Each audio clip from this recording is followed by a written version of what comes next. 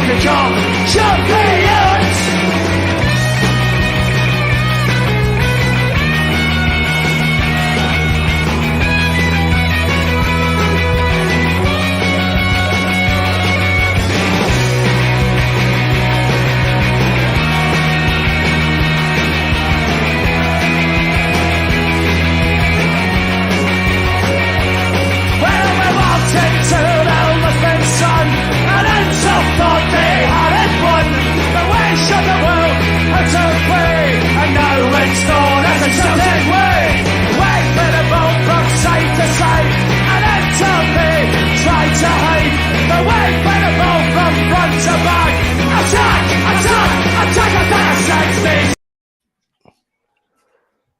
Hello and welcome to Celtic Rumours TV, the Balls and Bodvid podcast with your host Mark and myself Paul. Join us tonight. We have Terence, Ter61, and Michael Dundee, both from our forum page, the podcast at www.celticrumours.co.uk.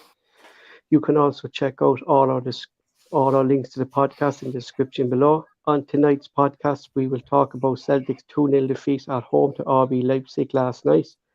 We look ahead to the game at the weekend against Hibs, and of course, anything you guys want to say, have your say, just let us know in the live chat, and we'll be up and down that throughout the show. Firstly, I'll hand off to Mark for a few shout-outs. Thanks very much, Paul. A few shout-outs to some of the lads in the forum, Tim Alloy, Richie and his family, a Glasgow Green, and B. John United Ireland. He was meant to come on the other night, Paul, but I've seen him posting. I'm going to get in touch with him and see what he's been up to, because he's not been on for a while. Missing again. He probably went missing again. Aye. Big Jabber in the live chat. Evening, Jabber. Sean, nice to see you in. Sean again, pal. Terence, he's coming on. Brian, evening, Brian. Dr. Strangelove, thanks very much for coming in again, mate. Nice to see you in. We're at 610 subscribers still. We lost one. I don't know who it was, but we'll find who you were. But we found a new one, so it's back up at the 610. Thanks for everybody that watches, tunes in and listens to us. Really appreciate it. The links for everything's in the description box below in our link tree, our Discord group, our forum. We don't really do much in Twitter, but our Twitter link that's on it. There's a link to our video gaming Discord on it. You can even join the Celtic pools on it now. So everything is on the link tree link in the description box below. That's everything in it, Paul. Just let's get going. Terence is already in there. Evening, Terence. Evening, gents. How are we? No bad. Thanks for joining us. There's Mikey as well. So Celtic 0, RB Leipzig 2 was the final score. An unwanted sats in the Champions League, as Celtic now are the first club to be losing 7 games in a row at home. Celtic sixth bottom of the group with 1 point. To progress, we have to beat Shakhtar at home and hope RB Leipzig beat Shakhtar Donetsk in their final game. Another disadvantage is our goal difference, minus 7. The stats for the game, Celtic shots 16 to Shakhtar, RB's 13. On target, Celtic 2, RB 5. Possession 41 to their 59. Passes to Celtic 424 to their 616. 82% accuracy to their 87% accuracy. Some of the words were saying pathetic, Mark, useless, shambles. What is Ange Ball were some of the things on Twitter last night. Other people are saying it's a lauding call for this team. They're young. I think Ange came out in his interview yesterday. He says the only experienced player really he has in the team yesterday that played in this level was Joe Hart. The rest of the team never experienced this. What do you think? Is it a lauding call? I don't think that's fair. I've got to disagree with Ange there, Paul. See, be honest, I mean, football's football, whether it's the Champions League or the Europa League. I mean, many teams in that Champions League are like bounce between the Europa League and the Champions League when it gets to like your kind of level. I mean, when you're coming up against the top dogs like your Real Madrids and teams like that, your Barcelona's, fair dues. But last night was terrible. It really was. It was another game that Celtic should have won. We've just totally lost direction for the Real Madrid game, I think. It seems to be Mikey's a bit opinionated, isn't you, Mikey lad? That's garbage, is it? Mm-hmm. Yeah. You there, Mikey? Yeah. Would you agree with that, Mikey? That like it was just shocking from Celtic the last couple of games in Europe. Can you hear us? Yeah. Aye, Yeah, we can hear yeah. you, Mikey. Aye. Okay, yeah. No, I was just far too many people are trying to paper over the cracks on. It was like, oh, this is like the team hasn't really like the players in the Champions League ready, and it's in like there are young guys, and it's just absolute garbage. Celtic were have been absolutely shocking in Europe. Shocking, like he says, that performance yesterday, 2 shots on target, the whole game, and that's what it's like. Celtic Park's just a playground now for the big teams to come and just enjoy to play. Put on a good show for because everybody loves playing there. 7 home games in a row, Celtic have lost in the Champions League. Yeah. 7. And people are saying, oh, we're still learning and everything, it's still a new team and everything. That's shocking, eh? Like I say, Celtic are just fodder in Europe, eh? That's all they are. And the people are. What I can't understand, Mikey, is we've been saying it here for weeks. We said it again on Sunday. I predicted it. I said he was going to Mark. I said it to you, and I said to Terence there, he's going to go with that midfield line. Can you imagine going into that game, like Paul? Too open. Yeah, like where no proper CDM in that whole starting 11, and you play O'Reilly there. Didn't get us wrong, O'Reilly was outstanding. Like he was one of the better players. Yeah, on the pitch. but yeah. That's not his role. Like they went and brought in that guy. You need someone, Michael, to play that role. Who can play that role? Do you get me? You know? Yeah, that's what I mean. O'Reilly's you want him in the attacking bit of the pitch. Yeah? No, I just find everything like. I think there's far too much of a smokescreen and people saying, "Oh, it's early days and this is our first time back in the chat." It'll be the last time we're in the Champions League if we keep going the way we're going with these performances. I mean, everybody seems to think that it's a stick on that Celtic are going to win the league this year again, and we'll get in the Champions League again. What's the point of going into the Champions League when you just get humiliated every game? Because it is embarrassing.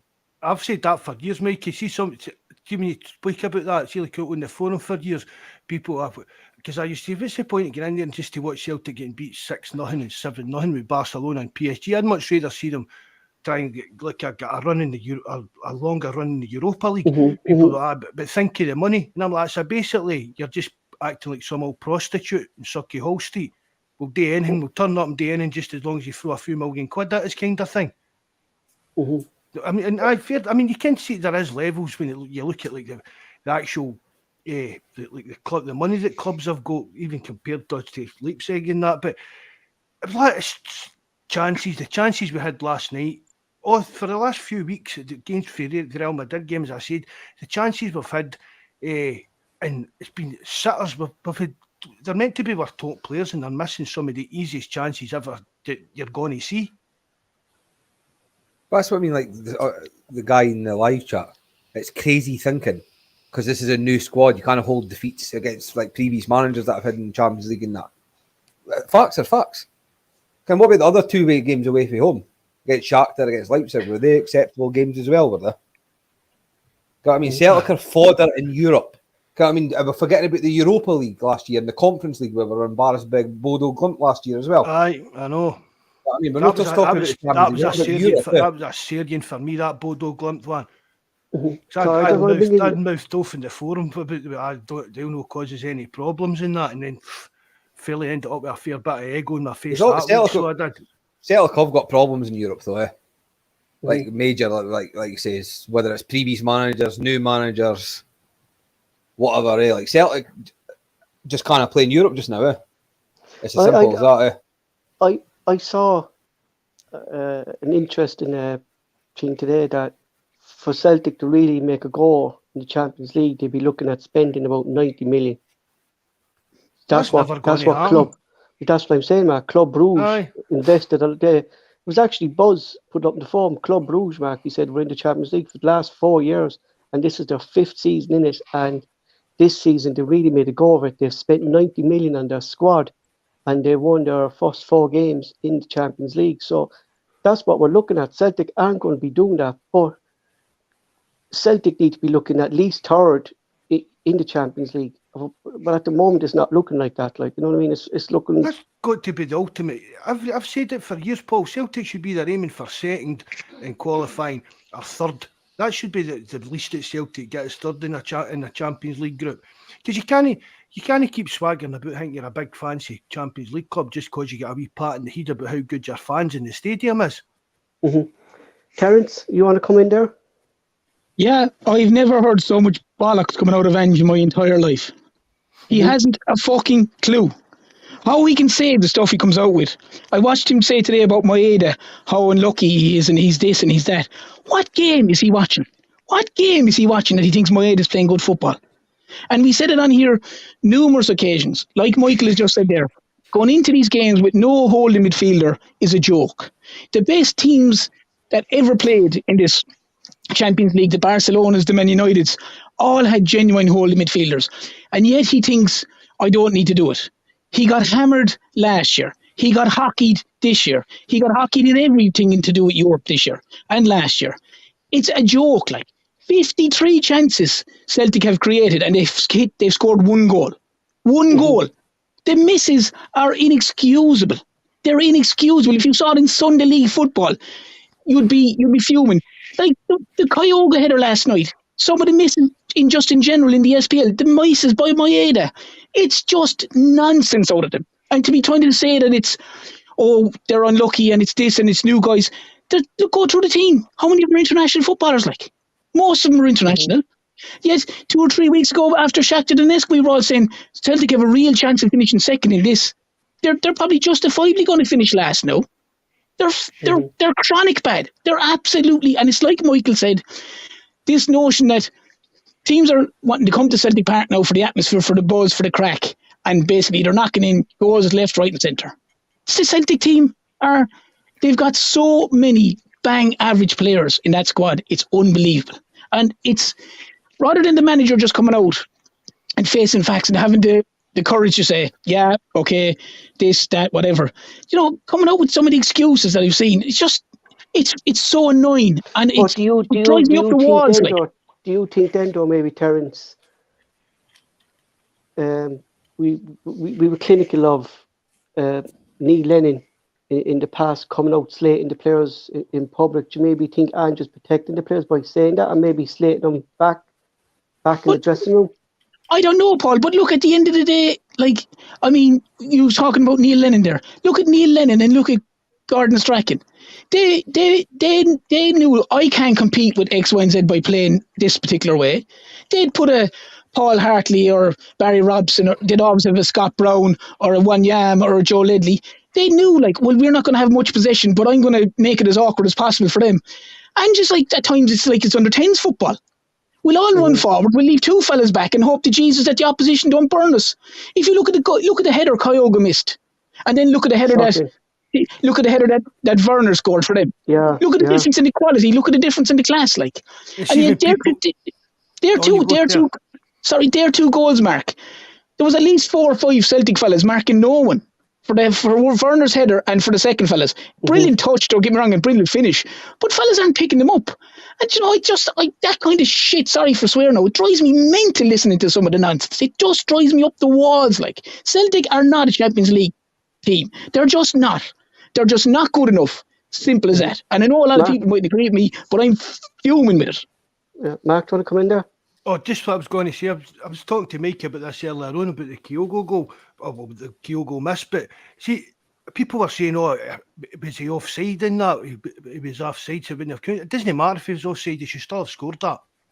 Mark, that ball was that ball and was crying out for G. Marcus. And as Mikey said to me as well, well, if he was offside, why was it a goal kick? Exactly. So, but even if he was offside, a good striker, you play to the whistle kind of thing. A good striker should have had that in the net, and then it comes to the decision whether he was offside. Whether he was offside, onside, it doesn't make any difference. It was a terrible miss. Is Kyogo really an out-and-out striker? No, he's no. I've said that for I've seen him, Paul. Another thing as well. Sorry, everybody talks about money. Oh, they've spent 100 million, or they've spent this and they've spent that.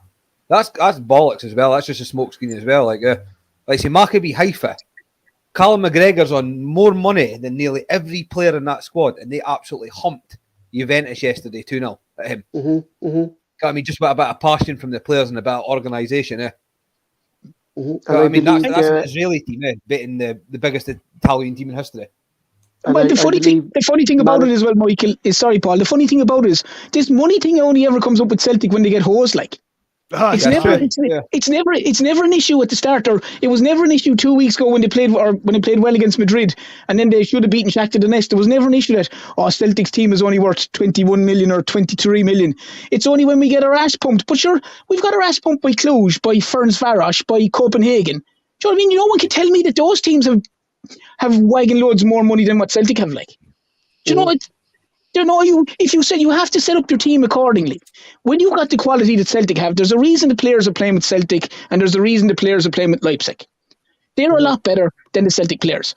But you have to box clever and go, okay, if I try match them player by player, like we all criticised before when Brendan Rodgers done it, when he tried to do it against Paris Saint-Germain and Barca and them boys, and he got hosed. He was slated for it, trying to think he was an arrogant guy trying to do X, Y, and Z.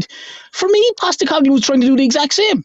He's thinking that he can match these guys player for player, or his style against their style, and I don't have to do X, Y, and Z. And he's got it, and it's backfired horribly wrong. It backfired last year, and fair enough, you might say he didn't have all these players, but he has everyone he's wanted this year. Roos said in his after press conference, he said he knew the space was going to be there. He knew his team would be able to pass the ball through Celtic's high line, and he knew they knew how to exploit that. He said he knew they weren't going to tighten up. He knew they were going to attack. So if he knew that, we just played into his hands, Denmark, didn't we? Well, I can remember. I can't remember who it was. I'm getting back to when Lennon's first time in charge. Some manager came out and said, they asked him if he'd like scouted Celtic and that, and he says, "I've watched them, but there's not really much point in watching them in their league game when then we're coming up against them in Europe." So these coaches kind of knew what Neil. I mean, it was, we packed the box and used like big samarasses were out kind of thing, wasn't it? So they knew that the style was going to change and stuff like that. And it's just, if he keeps going like that, it's going to end up actually costing him. Do you get what I mean? Because it's if he's come out, not just him, they've all come out with this with a Champions League club and that, but what we're saying, we've got to get into these games and know our limitations and know that there's no way we can go toe-to-toe with these teams and get away with it. It's just not going to happen. My concern, Mark, is that these defeats are obviously they're affecting our league form as well. You know, because it's you can see like after these Champions League games and losses, like we haven't been the same since basically the Champions League groups, have we? Well, that's up to the players to get knuckled down and prove. Do you get what I mean? I'm not see that kind of hangovers for European games and World Cup, international games and that. It's a professional athletes, Paul. If their feelings hurt last night, good. Do you get what I mean? In saying that now, Paul, that like the misses that have been going on between the Champions League and some of the misses in the SPL. They're inexcusable. I mean, the ones that Abada had last week, the ones that Kyogo's had, the ones that Maeda's had, they're inexcusable. Like we can't make an excuse that a fella's 5 yards out with no keeper in front of him against St. Johnson and he langers the ball wide. Like that can't be a hangover. That's just the finishing in Celtic at the minute is absolutely brutal at any level, whether it's the SPL or the Champions League. It's brutal. They need about 25 chances to score one. Like, it's shocking how bad they are. Like, and there's a reason that they're struggling to get through. Obviously, they have no hope in the Europe, but they're struggling to get through some of the games in the SPL. Some of the finishing is just absolutely chronic. Mickey, what about Haksabanovic? I thought he was kind of the one kind of bright spark from yesterday. I was really impressed with him when I saw him. Haksabanovic at least puts in a shift and puts himself about it. Another problem with Celtic is they're just a bunch of, I've got to watch what I say here because they're just soft. They're just soft. They're through the whole team. Like, there's nobody that wants to go and just stick it on somebody or take the game by the scruff of the neck. Like Haksabanovic played well, O'Reilly and Taylor, and they were, and the fact that Taylor played as well as what he did with Maeda in front of him, that tells you everything about him. Like, what I mean? Because if I was playing with that boy in front of us, I'd be shitting myself, eh? Mm-hmm. You know what I mean? And you'd be making yourself pretty vocal about it as well, wouldn't you, Mikey?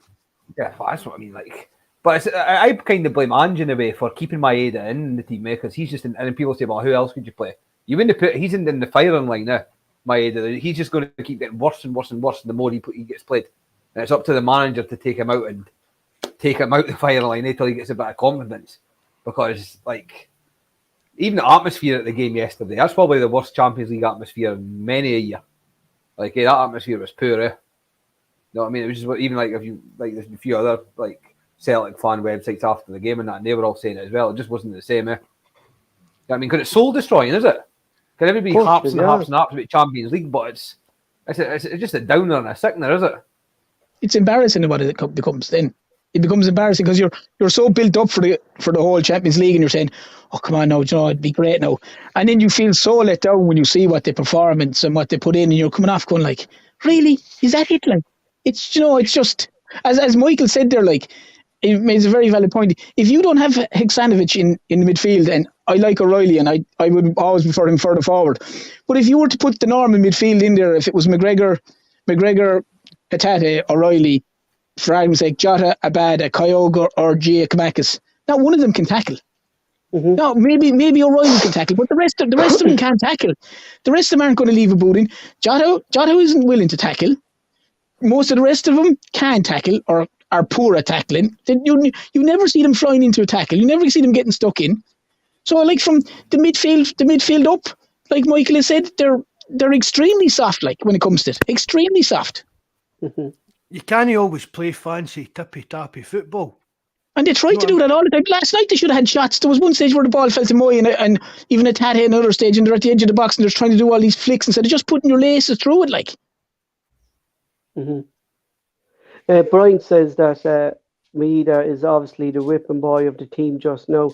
It's a team again, and they're all responsible. You know, Brian, been watching Maeda in the last few weeks. Exactly, yeah. Exactly. He's not whipping boy. People are just saying how it is. Like, yeah, the team is poor. But I don't think anybody can give Maeda pass marks over the last few weeks. Mm-hmm. I really don't. I wouldn't say he's the whipping boy. It's just he's been rank rotten for most of this season. Let's be honest. But you can tell he's out of confidence as well. So, like, but Mark, I put it to you. I just put it this way: Are we using? Is Ange actually using Maeda right? You know, like. Because what we've saw of Maeda, Mark, he was a runner, and he ran off the defence. Do you get me? And he outpowered him with his speed. Ange doesn't kind of play like that, does he? Ange likes this kind of 1-2s, fast football thing. Is that style actually maybe not suiting Maeda? The only thing I can see Maeda do, Paul, is just actually run a bit.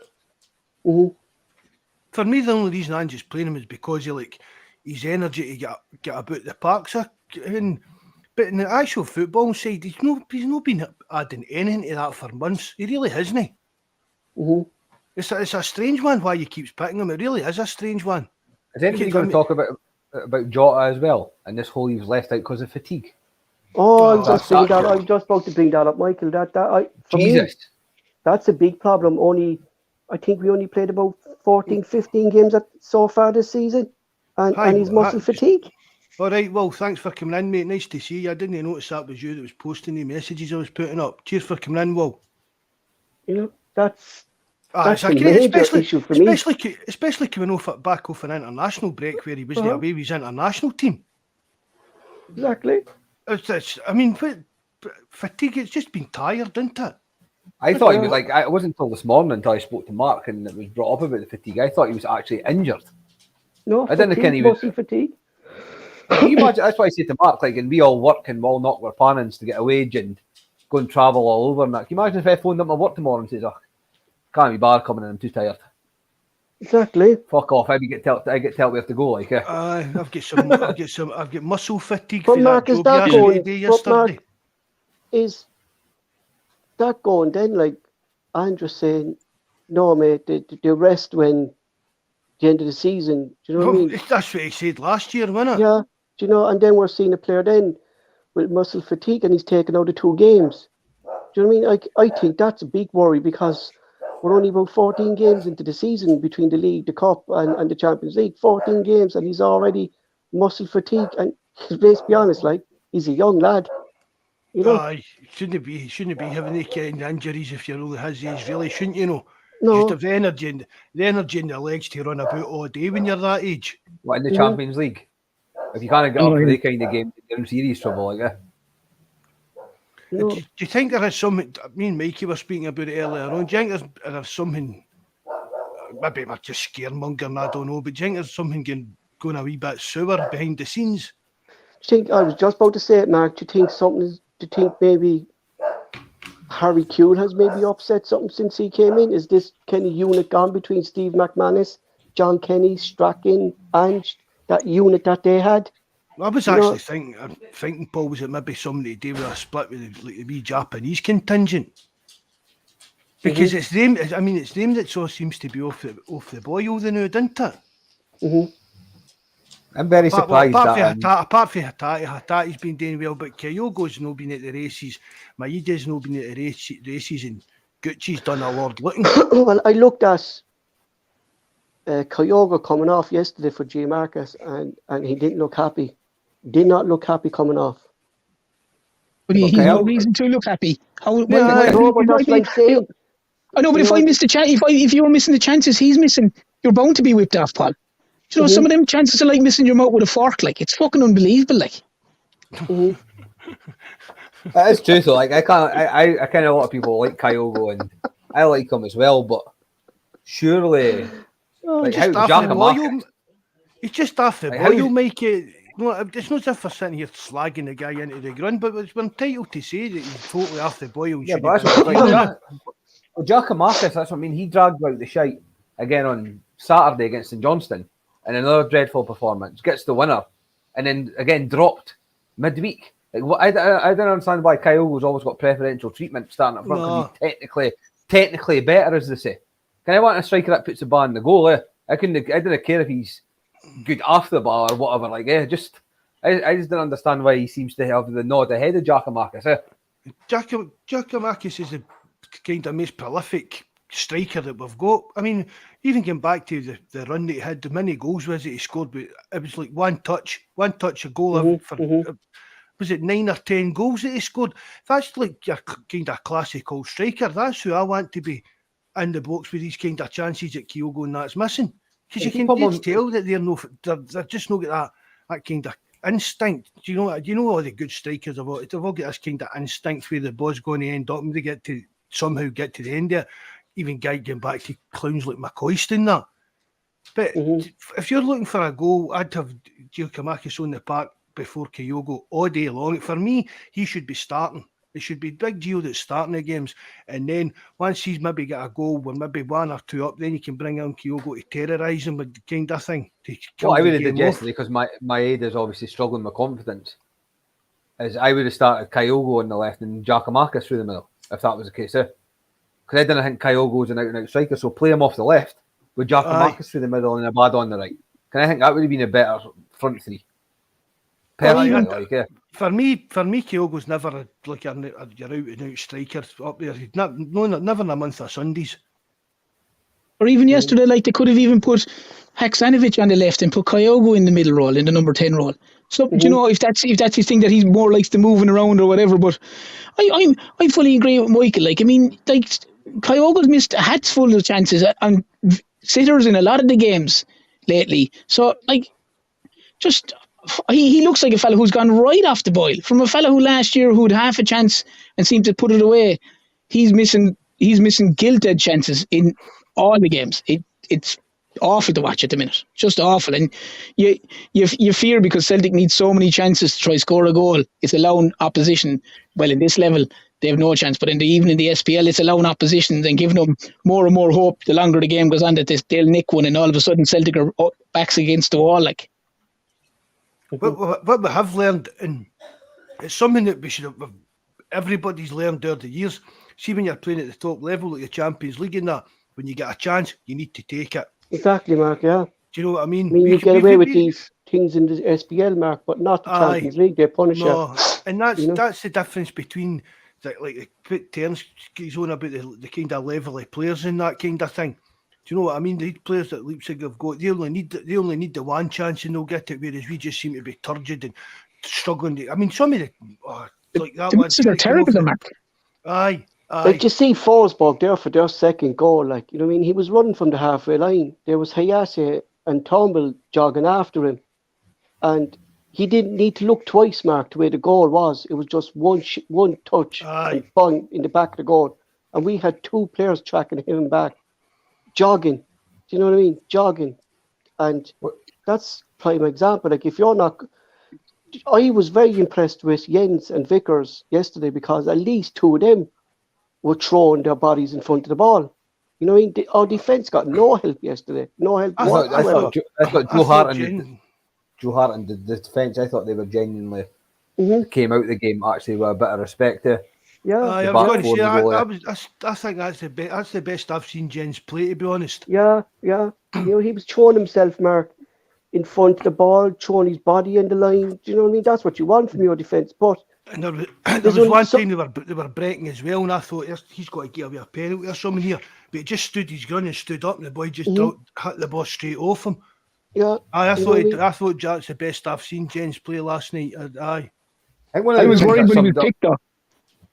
Sorry, Michael. I think one of the things that summed up yesterday's performance, and it's Maeda again, was right at the start of the second half or 5 minutes in, when he was running down the left-hand side after getting away from Willie Orban, their centre back, and he just hoofed the ball out to play. Right, I tried to cross it in and just cleared it basically right out the stand. Oh, yeah. And it's like, what is he? I just didn't understand what he's doing. And there was no one within 20 yards of him, like. Yeah, that's what I just don't like. If he had that pace, that a lot of people would wish they would have. Just run. It's just words are lost there on what's been. Ever since that Real Madrid defeat before, like the game before that was when we beat Dundee United 9. It's like that Real Madrid defeat is just destroyed the confidence in the rhythm of the team and the way they were going. Think if I mean, we're talking about Kyogo and Giacomakis, but see, I mean, go back to like Dembele. Do you know what I mean? Edward, players at that kind of level. Do you think that would have made a difference if he'd somebody like that in the team? I don't think that Dembele or Edward on the day compared to Giacomakis are any better. I rate Giacomakis that highly as a finisher. Like when he's on form and he's getting the game time, like he puts the ball in net. And like everybody said, it's always one touch. There's no anything fancy, but I don't care. No, that's it. Get it back, get it in the back of the net, no matter how it gets in. Like John Hartson and Sutton and that, there's nothing fancy. Just get the ball in the box. That's what your striker's there to do. Do you know what I mean? You know, put the ball in the net and that's it. Like, you know. Well, can I ask you a question as well? Am I the only one confused as to what he seems to be doing with the midfield? Because in the game against St Mirren, he brings off 3 attackers, midfielders, and brings on 3 defensive ones. And then last night he brings on RMI and Turnbull. Well, what was the thinking of that? Am I just looking at a completely different game? Like, how come? Surely, I was assuming, and we had talked about it, Mark, and that we were saying, surely he must be looking at starting a whole midfielder, and potentially we were saying James McCarthy or maybe Abagard. But yet he brings on RMI and Turnbull. And I don't know, unless someone can explain it to me, but I don't understand where he seems. I think it's like, to me, he's like pulling names out of a hat for the midfield. Aaron Moy's one of the most bizarrest transfers. I can't understand why we signed him at all. I really don't. I agree with you, Terence, to be honest. It's baffling at times, some of the decisions he makes. And it's that predictable as well, but when he times his substitutions in. It seems to be the same people, Mark, all the time that get subbed, don't it? I mean, we've spoke about it. Right? You can practically sub half your team now throughout the game. Mm-hmm. So there's no reason to wait till like the 60th minute and make 3 changes. Yeah, there was a few people, Mark, yesterday on the live chat complaining about that. Kevin especially was saying, like, he doesn't like when he makes 3 substitutes or 4 substitutes all at once in the 65th minute. It just disrupts the whole rhythm of our game. Is there part of the rule that you need to do it like so many at a time to get what I mean? I think so. You can't make 5. Can you make 5 like 5 one-off substitutions? You can do them individually. It doesn't matter. The Does it time go gets added right? on at the end anyway. I thought But the maybe they do like 2 or 3 at one time to keep numbers right or that. No, but The problem crazy. the problem I've got with the subs and everything and that, I see everybody that we play against now, they can basically, it's a carbon copy of the subs at the same minute every single game. It's going to see if you come up against Celtic just now, no surprises because you can what you're up against there. Who was that? Who was it? Who was the manager when we used to do it? Was it Lennon or was it Rodgers? We used to do it in the live chats, didn't we?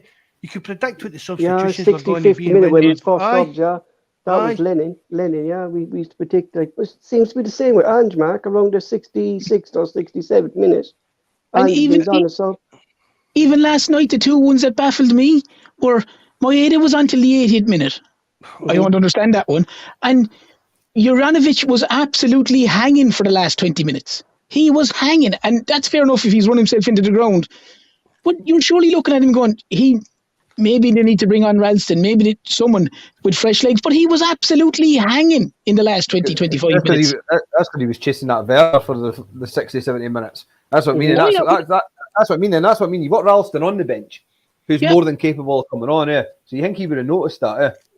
Yeah, but then that's what I'm saying, Michael. You know, he's looking at that going, you can see he's hanging. He's after working his socks off. Yeah. Bring on Ralston for half an hour. Give fresh legs, a fella who you know is going to give you a bit of oomph and is going to give you everything for the jersey. Instead, he's leaving him on. He's leaving Maeda on as well. And he's making these other changes of bringing on Aaron Moy and Turnbull. And I'm there going, you need to score. You're bringing on Aaron Moy and Turnbull, really? I don't know. Mark, you could be right there, Mark. William was saying, I'm sure you're right about the subs.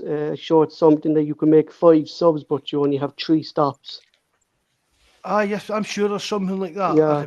And it was part of the rule when they first brought it in. If it's still the same, I don't know. Even if that is the case, you can still make like 2 subs. 2 subs and then 1 sub, can? You then need to make 3 and 4 at a time, We were talking about it on Sunday, Mikey. You didn't make on, but do you think he tinkers too much with stuff? Yeah, I was saying he's one of the kind of managers that's always looking just to do wee tinkery, stupid things to try and make things better when everything was going just so kind of smoothly, kind of things. You know what I mean? I just think I hope he's not going to be one of the managers that I know he likes to play a certain way, but in certain games you're just not going to get away with it, or you get humbled, and it's happened in the Champions in Europe again, just out of European football altogether because you can't change. You can't play a certain way against certain teams. You've got to have plan B and C. You can't just one trick pony, go gung ho. Because every time Celtic play, see once you hit the 60-minute mark, the whole team's fucked. Aye. They're breathing. Every single one of them is breathing at their arse because of the high press. So every time we hit 60 minutes, if the game's no done, then it's it. It's curtains like How many games have we lost in the last 60 minutes? The season, I would love to see it. Did all Real Madrid's goals came after 60 minutes? Didn't they? I was looking at a stat today. We've actually conceded our most goals between the 65th minute and the 72nd minute is when we conceded our most goals. But the definition of stupidity is doing the same thing over and over again and expecting a different result. And he clearly just can't admit that he's wrong. And that's what it really annoys me, that he thinks, like Michael has said, like we've said numerous times, how he thinks he can go into these games as good as O'Reilly played last night in that role, how he thinks he can go into these games without a proven holding midfielder who does that, who's able to give the back four, the centre backs, a bit of protection, especially the fact that Celtic play with inverted full backs. So realistically, you've got at times maybe only 2 defenders sitting back, the two centre halves, and everyone else is pushed up a bit when we lose the ball. How is he looking at that? And he's brought in Abergar, he's brought in Gucci, or McCarthy, he's brought in Moyes, he's brought in 4 or 5 of them, but none of them ever start. None of them ever start. So, why is the point in even bringing these guys in? Exactly. It's beyond frustrating to watch. That's what I've been puzzled with, Terence, for since last season. As I said to you there, Paul, not to harp on about it, but you look at probably the best footballing side I've ever seen was Barcelona, but yet they could have Busquets playing and Xavi in front of him, and then they'd have Iniesta and Messi and all the rest of the boys up. They can Keane and Scholes with United in the good days. 2 proper fellas, but yet he thinks he doesn't need it against Real Madrid or against Leipzig or against the rest of these teams. Right. I was watching Manchester United and Everton there on Sunday night, right? And it was the first full game Camarasa played for Manchester United, right? Now, McTominay was always ahead, and Manchester United fans were screaming, like, why is McTominay playing when you have Camarasa on the bench? You know? Yeah. So, an average game for the full 90 minutes, McTominay roughly has about 35% of possession and only completes about 20 passes. Now, you put the right player in there, Camarasa, he had 75% possession, 85% pass accuracy, and he had 72 passes. But did you see their boy last night? Michael would know more about it because, in fairness, he went through their whole side there recently. But their lad who was in the holding midfielder role last night was unbelievable. He was pinging passes all over the place. Yeah, it takes the player. He was sensational. That was the boy that was at the rings. That's Schegler, the Austrian guy. Yeah, he was sensational. He was pinging passes. The only first time he put a ball out was probably about the 90th minute. He was pinging passes all around the place and covering his centre halves all day long. And yet he's looking at this going, I don't need a guy like that in my team. You don't really? There's a reason he said you've lost all the games so far, and if you continue to play the way with the same attitude, I think they're going to lose the rest of the games. But if you watch what Michael was saying there, and I watched the Champions League highlights last night, Maccahalf beating Juventus 2-0, Michael. And if you watch Abdul Fani in the midfield, he dictated that midfield against big players in Juventus. This is a player, Mark, who we were supposed to be looking at, and it never developed. Never. They were definitely after him, Paul. And I said it, Mark, that this fella... He did move, didn't he? But he just moved to another Israeli team. Did he move? No, he stayed for the Champions League. Oh, I thought he'd actually moved to one of the other Israeli teams. No, he actually stayed. You know, Bison went the opposite way, and he was sport. That was the kind of talks, like wherever Bison would go, he might go. Do you get me? You know, how worrying is it that Ange? How worrying is it that Ange played O'Reilly at CDM last night? Well, Mike, do you know what I said on Sunday? He did that for a reason. To test that out on Sunday. And I said it to lads, I said he's going to go ahead with that midfield on Tuesday night. I'm thinking Ange has it in his head that if he plays a CDM, it's going to slow his team down. That's the only logic reason I can think is why he's doing it, Mark. That he thinks in his head it's slowing his team down if he plays a CDM. No, I know, but that's the only. I will say one thing, but I will say this. I know Kenny's saying it doesn't think O'Reilly's suited for number 6. I thought he played better than McGregor there. I was going to say that. I'd rather have him in there than McGregor, to be honest. At least he could tackle, man. Again, he'd probably get found out of the Champions League. But seeing the domestic level, I'd be quite happy to see O'Reilly playing in there. I think that you're wasting him. I think he's better with ball as well. But I go back then, Mark, to what we seen James McCarthy do at the weekend to get the second goal. Do you know what I mean? A proper player who pull in a tackle is the only reason we got that goal. Do you know what I mean?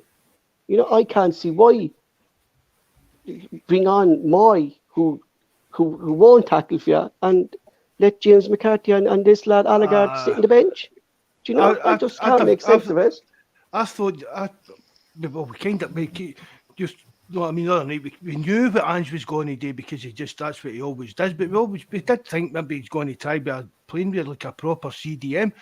And even if we keep saying it, it doesn't mean he needs to change the way that we play the game or approach the style of play or whatever you want to call it.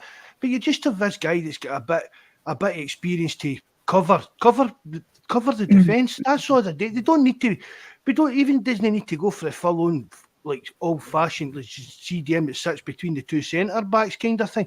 But just have somebody that can actually do that role. And then when we've got the ball, when we're in possession, move up the pitch a wee bit better. It's actual attributes of tackling and tracking and reading the game. That's the position. What you said, Mark, last season. McGregor could still play that role, dictate Celtic's play, and have that defending part of the game next to him. Do you get me?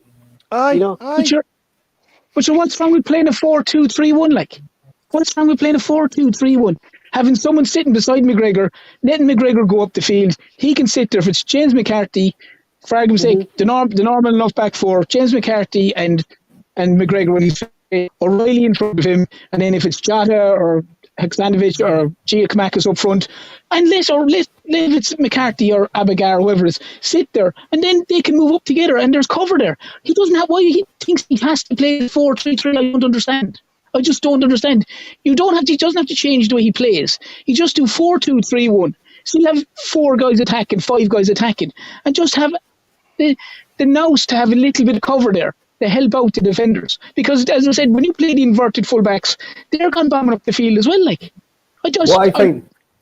sorry, Terence, what annoys me even more about the whole Abelgard thing in CDM and the proofs in the pudding when so only just before all that war broke out in Ukraine and Russia, like all the teams were at normal and they were allowed to play and stuff. Like Atletico Madrid, who's managed by Diego Simeone, one of the best managers in the world, even though he's defensive as anything, tried to sign Amelgard for just over 20 million euros. That got rejected for Ruben Kazan. So see if Diego Simeone and Atletico Madrid want you for the holding midfield. Yeah, I think you're good enough to be playing for Celtic there, like. You'll have a wee bit of the nasty streak about you as well, wouldn't you, Mike? Yeah. If he's it's so confusing. Like, see, you've signed that guy. He's obviously a top player, and he's well sought after in Europe, and you've been lucky to get him. Just play the guy, yeah. You see, Terence, just going something that you're saying there about the inverted full-backs. Like, realistically, if the 3 lads are pushing up, McGregor, Hayate, and O'Reilly are pushing up, those 2 inverted full-backs realistically are supposed to sit into that role or have a bit of width between them, and the 2 centre-backs are supposed to be there. But I showed the graph there last time. That's another problem we're not doing. It seems to be all gung-ho between the whole squad. It's all up the other side of the pitch all at once. Do you get me? Like the whole shape just seems to be all over the place. It does, but when it seems to be, Paul, when the inverted fullbacks go into that role, they get the ball, and the first obviously initial thing, which is understandable, is they turn and they give it to, if it's Jota or Abad or whoever, and then you see them in certain cases, if it's Taylor or Ralston, whoever it is, nearly trying to get outside them as overlapping them. So, like, if you're doing that, you're leaving whoever the 2 centre backs are there. You're leaving them there for cannon fodder. When the opposition break, and at this level they're breaking at speed. Celtic are kind of like the Leipzig goal. The Leipzig goal for the first goal last week. Celtic went with a short corner, had everyone up, and they made a short corner. They lost the ball. There was basically 2 back defending, and they just. They blitzed them. Like, I don't understand. If they want to play that role, you have to have the nous to have surely just a CDM sitting there, and it might not always going to work, but at least he has a chance of slowing up the play, reading the play, breaking down the play, giving the players a chance to get back. The way it is at the minute, it makes no sense. Like, as you said, they're all gone. O'Reilly's up, Hatat is up, McGregor's generally up. The ball breaks, and the gap between the midfield and the defence, what's left of the defence, is massive, and there's no one there. Like, what's strange is, and I think he knows he needs someone there, because we saw that with Bisson last season. In certain games, Bisson came in there to toughen up the kind of midfield, but he just doesn't seem to kind of trust these lads. Like Ange can't say to me now that Oliver isn't up to scratch, Mikey. Do you get me? Do you know? It's just, it annoys me when you sign quality players and you just didn't play them over. He's just been. There's no point in signing him. There's no point in signing that guy if he's going to do that to him. None at all. I think it's annoying me because I don't know if Celtic got an opportunity to sign him, or is it just a loan? Just 12 months. That makes it even worse. Like, I think I spoke to Ed too about it, Mikey, when it we comes signed up him. To player mark or something, is it at the end of something like that? Or something so I think it's going to. I think it'll depend on the political situation at the time. I think that's kind of what he's kind of looking. I think if it's ongoing, Mark, he can cancel. He's the right then to cancel his contract through your UEFA or something like that, isn't it? You know, but if he's not getting his game, Mark, he's going to go, well, I'm not going to come to Celtic. Like, do you know what I mean? We have Bobby just joined us, got ultimate team fever. That's how I'm late. Nice to see you, Bobby. We tell you he'll check it out, didn't we? It's the way forward. It's the future, mate. We've got Mikey teaching us. I don't know about teaching. Like, I'm still learning myself. What was that? Oh, Lost. FIFA, Paul. Oh God, I want to watch paint dry.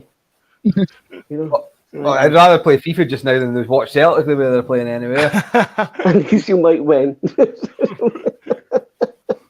No, my luck. If I was playing FIFA Celtic, I'd probably get hammered by those score lines as well. I said, you know. But didn't Postecoglou himself come out and say he didn't necessarily want that CDM kind of player? If I'm not mistaken, I thought he said that.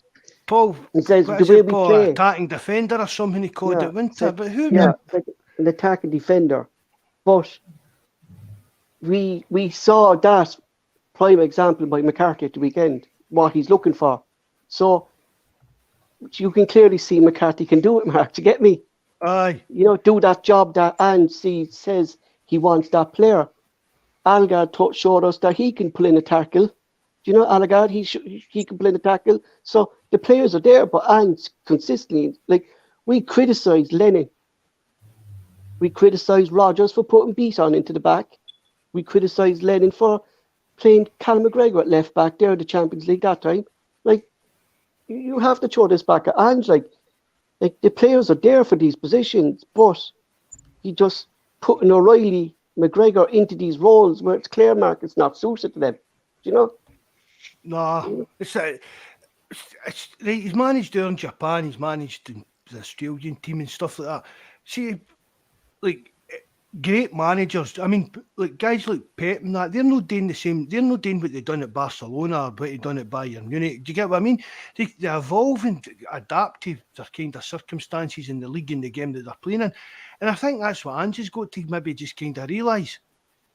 Mm-hmm. He's got to kind of get it in. He said, well, you don't need to change the way we play, the tempo we play. We maybe just need to tweak things and positioning wise and stuff like that, and kind of evolve his game to suit what he's actually getting up against. You just need to be cleverer, Mark. You just need to be clever in what you're playing. Like, I mean, it's not rocket science. As I said, like as Paul has said there, James McCarthy the weekend came on, put in the brilliant a cracking tackle, won that ball, played it through. Then the Argentinian lad whips it in, and like Michael said, Giamakis is in the box. He's a goal scorer and he finishes. But yet last night he brings on RMI and Turnbull.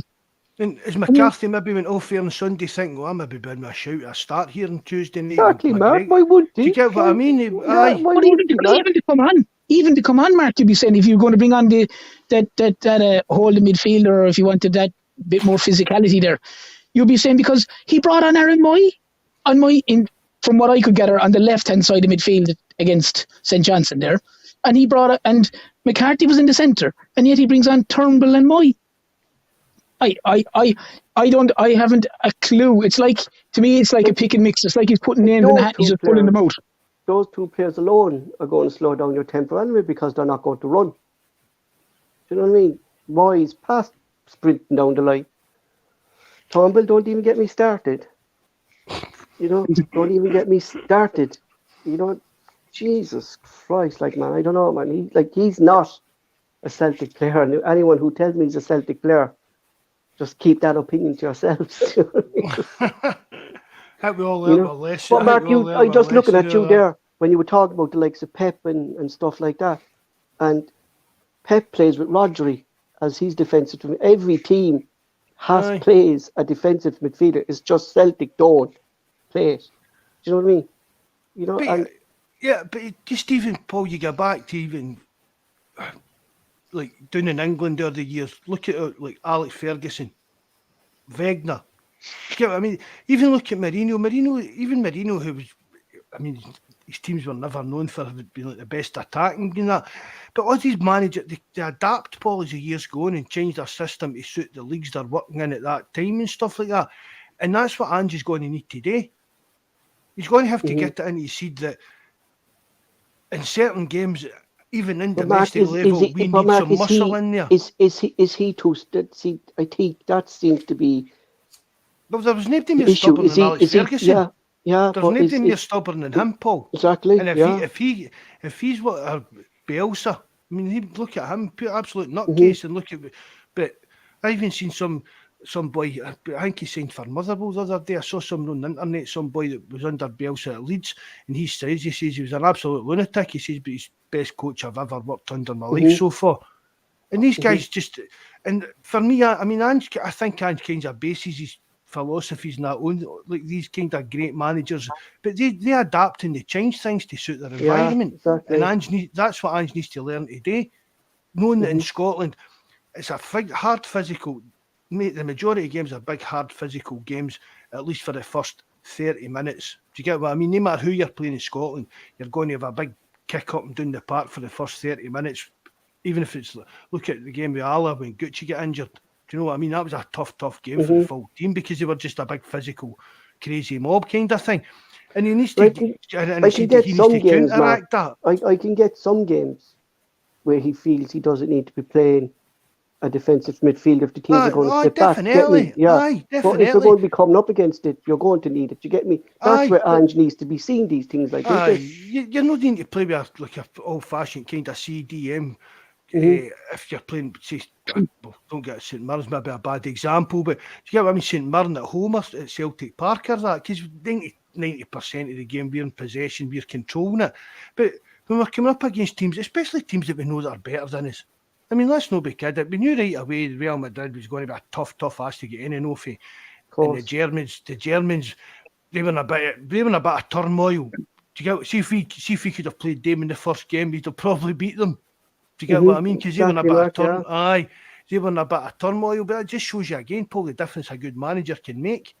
There's no different players for that Ross took her. Just looking at the 3 games, Terence, between the next Shakhtar game on the 25th of October, we've Hibs Saturday, we've Motherwell on the 19th of October in the Cup, and we've Hearts. Like, what does Ange need to do? Like, they're not easy games. Motherwell into Hearts is never an easy game. Anyway, we know that for a fact. Like, you know, he's not going to do anything different, Paul. He's not going to do anything different. No, he's not. And I mean, it's funny because he's becoming borderline arrogant. Like, it's becoming borderline arrogant to think that he can continue the same way. Like, at the end of the day, he might be remembered down the line as a very good manager that won plenty of titles in Scotland.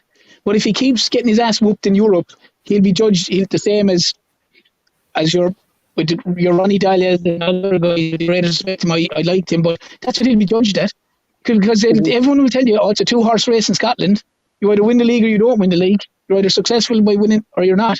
They say, it's Europe. You know, if you can't, you like, he has to at some stage go, okay, I need to just. Not, he doesn't even have to go out and admit he got it wrong, but just look at it and get, okay, I need to adjust something here slightly. It's just not working the way I want it to work. But if he thinks he can go into even the Hearts game and these other games, Paul, with the same thing of this gung-ho attitude, there's 1 or 2 teams in Scotland are well capable of more than capable of beating Celtic the other day, because Hearts will take into Celtic. Hearts will be Hearts are one of the most physical sides they ever have, like. Yeah, they're one of the most physical sides that plays Celtic. And if Celtic go with the same, and for me that's and he's not going to play him, but for me that's a James McCarthy, because you're not going to get any change out of James McCarthy. You're just not going to get any change out. But he's not. He's likely to stay with O'Reilly. I think is basically, I'd say he's going to put him there and that's it till McGregor's back and play, whether it's Hatate, Haktanovic, Turnbull, whoever it may be, Moy, whatever.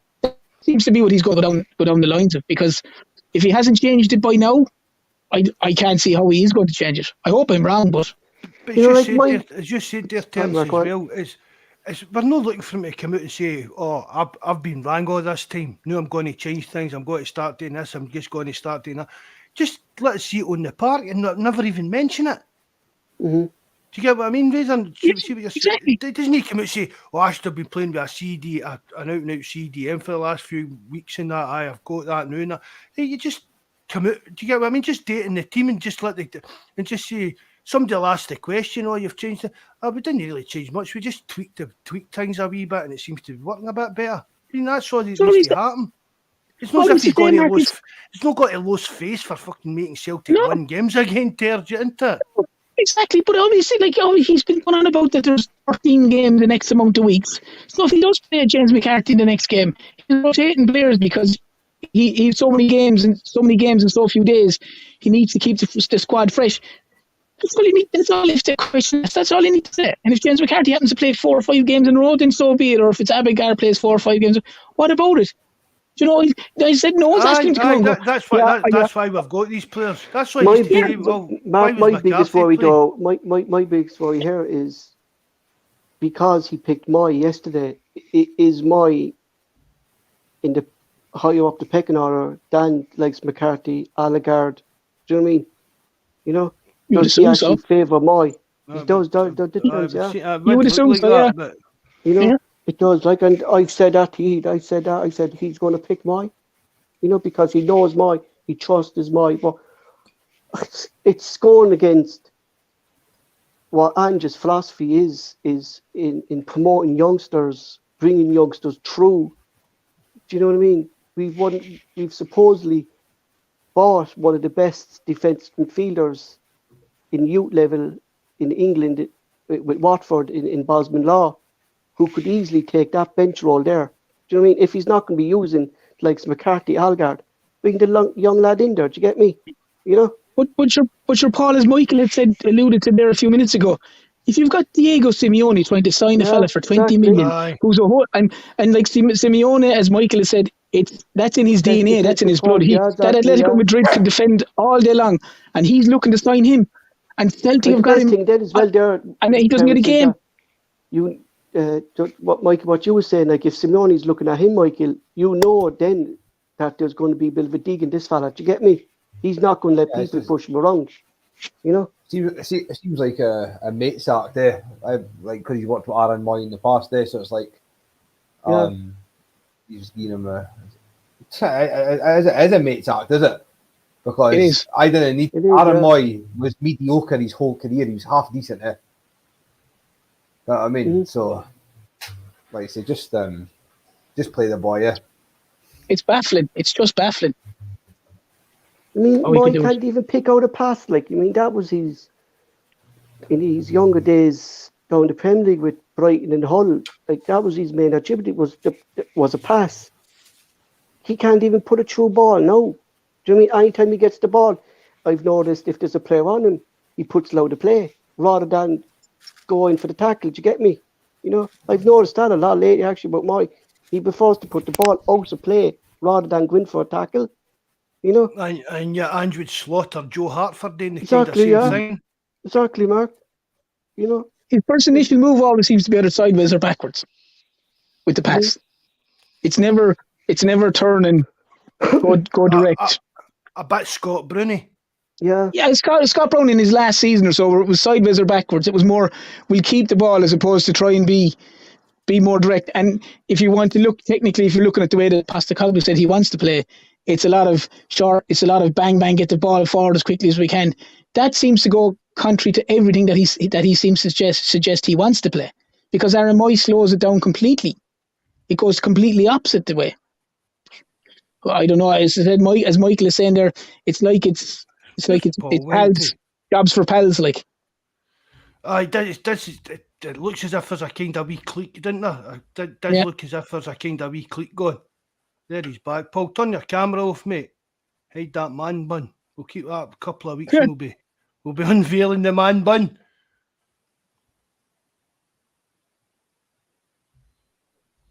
Turn your camera off, Paul. Yeah, the night's bad enough as it is, like. Well, he'll be back in now. It does seem as if it's becoming a wee bit cliquey, doesn't it, Tara?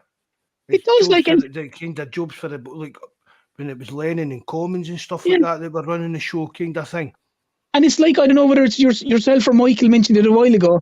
They're little things that can cause little cracks in the background. Whereas fellas going, how is he getting the game? Like, how is this fella getting the game? And I'm not getting a look in, and just because he's Australian, he's getting the game and all that kind of stuff. You know, it can get into fellas' heads. It may not be the case, but you know, you'd be fairly just disappointed if you were one or two of the other lads that were there and you were thinking this guy's getting on. Terence there on Sunday with yourself and Mark.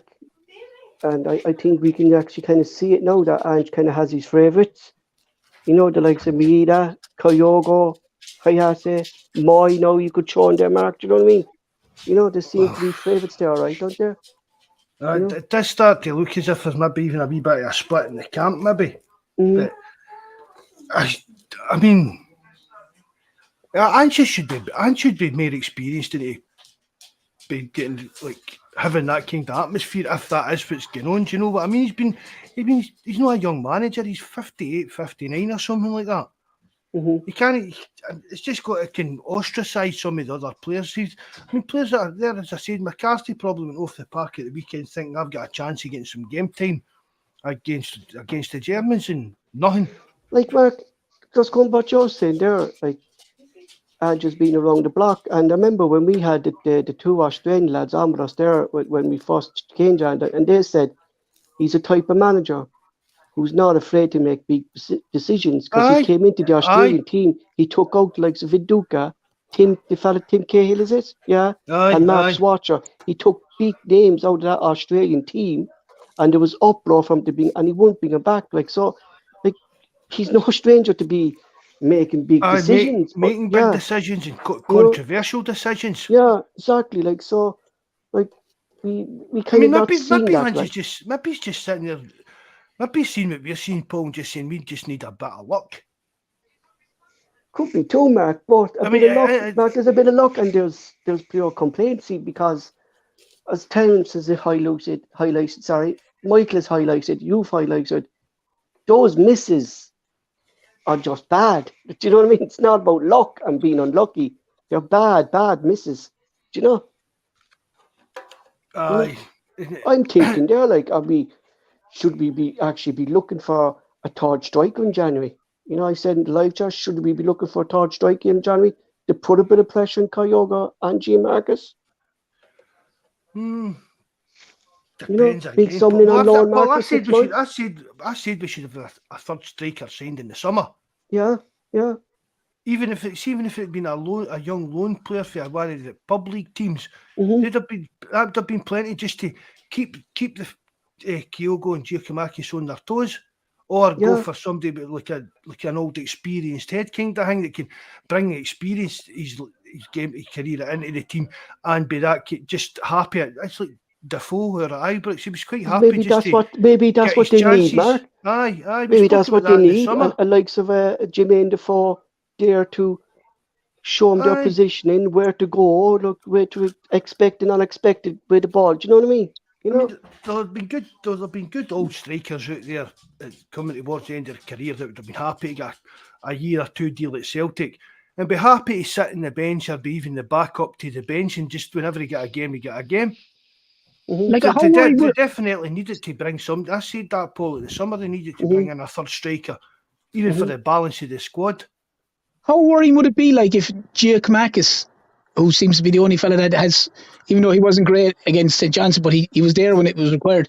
What happens if he gets injured? You're in real trouble then because the boys at the minute don't look like they could hit the side of a barn door. We've seen that last season, Terence, didn't we? We were lucky that Abad actually stepped up that time, but Yotta as well was scoring last season. Yotta, to me, looks a totally different player, Mark, to what we saw last season. You know what I mean? It seems to be the player that we kind of read about before we signed, Paul, with the decision making and stuff like that. Yeah. But when was the last time one of our midfielders actually scored a goal? Hatati scored. Hatati scored against Hatati, right. But I know what you're saying, though, Mark. Realistically, we're not getting anywhere near enough goals for the midfield. I remember, Mark, there was a stage when we were doing the podcast when the two lads were injured, Kyogo and Gianmarcus were injured, and Yotta and Nabada at the time, I think, scored about 14 goals between them in the space for a couple of weeks. Do you know what I mean? They were scoring goals for fun. But we're trying to walk the ball in as well, though. Hatati's got a fine shot in him. He clearly has proven that in a number of games, the Hearts game, the Motherwell game, he can put his laces through the ball. Yeah, but for some reason, we seem to think that we're going to walk the ball in these games, and especially when defences are packed and the ball comes back to you. What's wrong with having a pop from outside the box? You see, that's my biggest problem, Terence, is what you're saying there. Is when we're playing against a defensive team, we're trying to walk the ball in. And remember 2 weeks ago, I put up the graph there that everyone seemed to be on top of everyone. So there's no one there to create space or open them up or even try to cross the ball because fucking there was about 3 players on top of each other there at one stage. Do you know what I mean? You know, we're going against what we call Ange Ball is about. Do you know what I mean? Ange Ball is about players moving, making space. We're not even.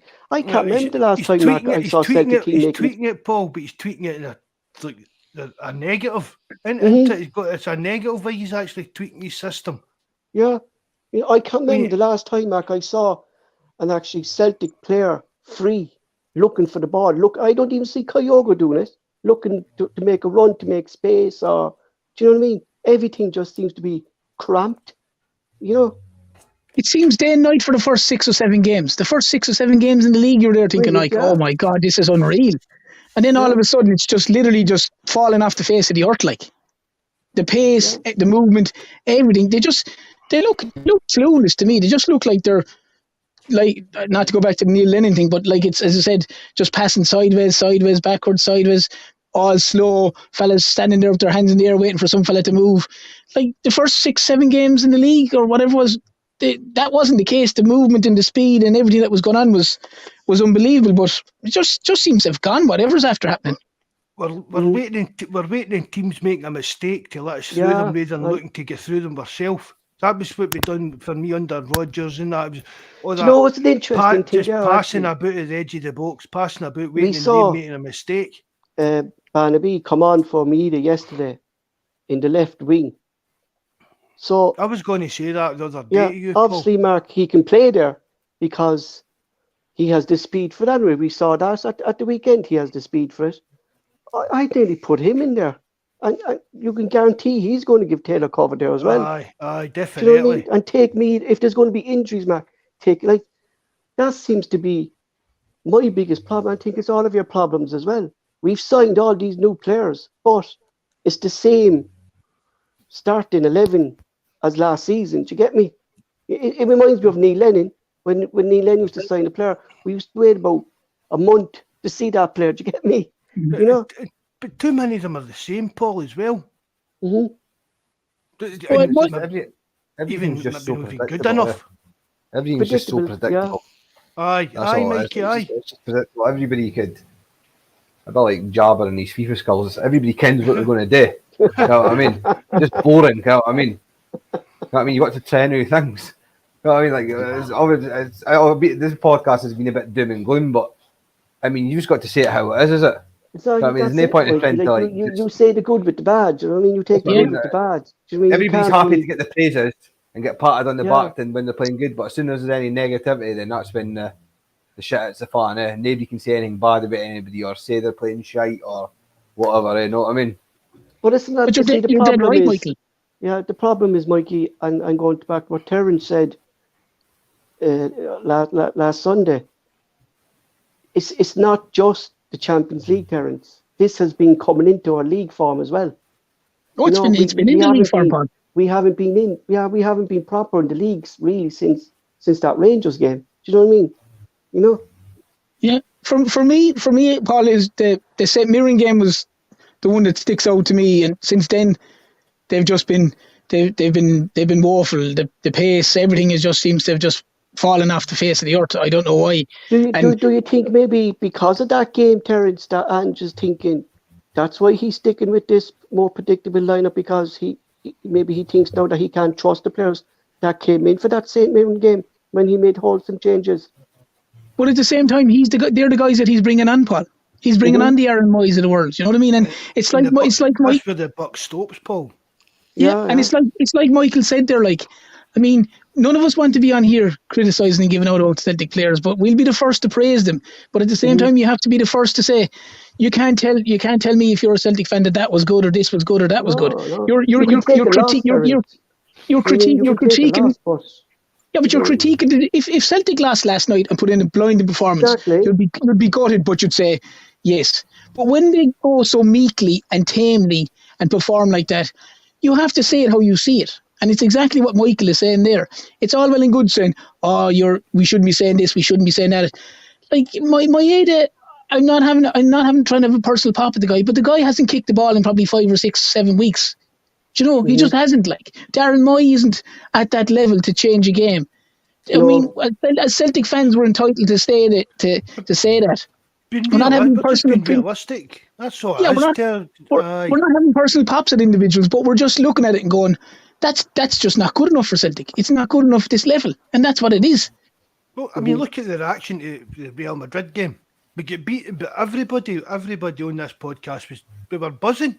Mark, after that defeat, Mark, because we put in an effort, Mark. We were like, Jesus, For like that first half, first 60 minutes or whatever, we went toe to toe with best team in Europe, one of the best teams in Europe, and we could have beat them. Again, a wee bit of luck, and you don't. It's like even last night. See, like if the header had went in, whether it was offside, we don't know. But the one that hit the post and the Stramash after that, see, we don't know how RB would have reacted to us going one in front.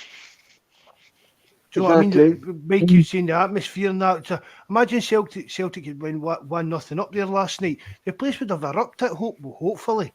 And then then it's up to see how the Germans are going to react to that. But we never done it. But that's the difference between, as I said, the Real Madrid game. Well, we get beat and we were buzzing off. I think if we can go into the rest of these games and play like that, we've got a right good chance of getting out of this group. And we've not really turned up. I mean, the Shakhtar Donetsk game, that was we should have beat them. I don't care what anybody says. We should have beat that Shakhtar Donetsk that night. We disappointed, Mark. And I'm thinking now, Mark, the way our form is, I think Shakhtar Donetsk are fancying their chances against Celtic. You know? Well, it depends. But is it just, when is that? I've only got one game between this and that. No, we have Hibs. We've got Hibs and Saturday. Motherwell and Hearts. Oh, it's a League Cup game with Motherwell midweek next week. Midweek. Well, hopefully we can get things back on track with that. I mean, the other night we were sitting here talking about on the League Cup, we should be getting this try and getting that. I'm going to contradict myself here. Yeah, Mark, exactly. We need to get a team out in that confidence back in the team. Aye. There'll be no days off for the big players in that game for me. Yeah. All the players are going to be trying to try. What is it? We need to beat Shakhtar. That'll be not a balls, Mark, if we go out of the cup early. You know, it really would. That could be damaging to the season. Like, you know what I mean? You know, really could.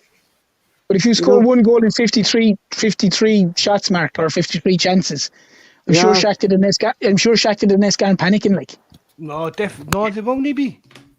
You know, one goal in 53 kind of shots or chances or whatever. That's horrific. Like, horrific. Like. And that's quite high for a kind of shot. That's got to be quite high up if you look at all the kind of team stats. That's got to be high up. They've created that many chances to get the shots. Rangers are 1-0 up. But Paul, Rangers are 1-0 up. You're joking. I swear to God, boy. Arfield. Yeah. There's a team that's seriously struggling at the moment, Liverpool, aren't they? You know? Aye. Some serious problems there, Mark, going on in that club at the moment, Liverpool. Aye. You know? Trying to balance the books in that, Paul. That's been a bit of a problem for them for years. But that's always American owners, Mark, isn't it? Aye. You know. See, that's why I'm actually a fan of Dermot Desmond, Mark, holding on to our club, because if you bring in these investment people, they're not there to invest in your club. They're there to make money. You know, and that's all about it.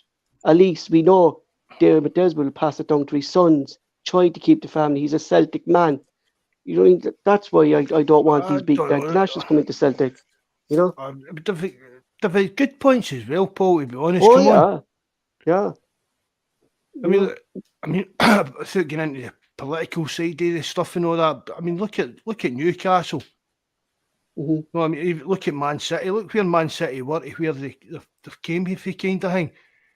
Right, as I said, I'm not getting into politics. It's not the place for it. But if you've got somebody coming into your club, Paul, and spending that amount of money own your club and in the surrounding areas and creating They're gonna love jobs it, for the yeah. community and stuff like that. Do you get what I mean? It's, Yeah, but it it's has got always its good points. it seems to be the Americans that don't do that, though, isn't this? Do you know what I mean? Like you the Glaciers at United, who clearly have no interest in it.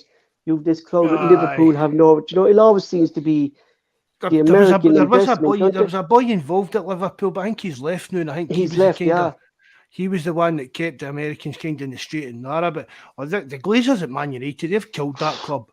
Totally Like how destroyed I that can't club. understand, like, you know, going back to all those years. I know we kind of went off topic there now and think, but like how, like they refuse in the likes of Mike Ashley to buy clubs now, right, and stuff like that. They refused Peter Riesdale to buy clubs a few years after he bought Leeds thing. But how could they let the Glaciers take a loan out of Manchester United to buy it? Do you know what I mean? You know, how could you let that mark in football? Like, you know? But I can't. There's a name for it. I can't even remember the name for it, but it shouldn't be allowed. It's basically like just taking a bank loan out to buy a club. Yeah. They've not get any. They've no. I don't think they've put any money in their own. No, they've up never to put their money neck. into it, Mark. That's what they No. were saying. They never put money in themselves. Up to their neck in debt, but they always get the kind of shareholder things the payouts at the end of the year and stuff like that. Yeah. 11 million a leverage each they took out, a leverage buyout or something. That's what it's yeah, called. leverage buy. They took out, it was a dividends of 11 million each. 3 weeks ago, the three of them. Like, Jesus Christ. Like. I know. No, I wouldn't like Celtic to get down that kind of road. No. But I mean, I don't. If one of these big daft companies come in to take his over, I don't know, man. It could have good points and it's bad points, really. Depends who it is, kind of thing. You know, it does. It won't happen when Celtic were in Scotland, though. No, probably see, that's the problem. Like, if Celtic were in the Premier League, not that you wanted to be in the Premier League, but if they were in the Premier League, that had happened years ago. Aye. That had with the global following and the global market and the global Celtic as a club, that would have happened years ago. If Celtic were in that, you could have had the Saudis and all these teams going after him, like they are going after a Newcastle, because they see the way the Newcastle fan base and all that, and Celtic's history, with the greatest respect, compared to Newcastle, is a lot bigger, with obviously European Cups and all that kind of stuff. So if the likes of Celtic were in that, they'd have been looked at, put it like that, or certainly if not looked at, they'd have been bought years ago. Definitely. You'll see if this, I mean, that Super League, I've said to you, that's never went away. That's still bubbling away in the background and that. See, like if Celtic could get I mean, eventually, as we sit here and like, but we take to join that pub league and that, and aye, we would, but eventually football's going to progress and we'll need to move and join some bigger league kind of thing. And that's when, if you see these kind of, all of a sudden there's shares getting bought for Celtic and that, you'll know that there's something going to happen. Do you get what I mean?